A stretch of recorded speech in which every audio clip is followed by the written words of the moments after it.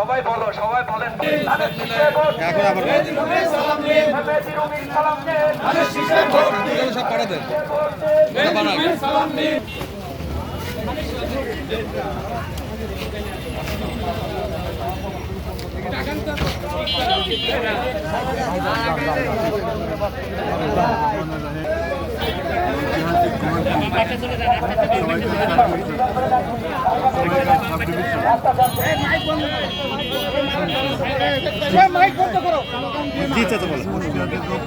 তিন নম্বর পৌরসভা ছিল দ্বিতীয় ক্লাসে, আমি এটা প্রথম ক্লাস তৈরি করি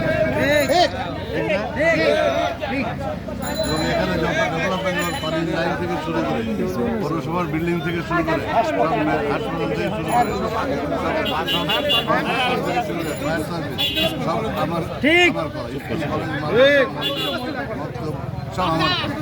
যাই হোক, এখন যদি আবার আমি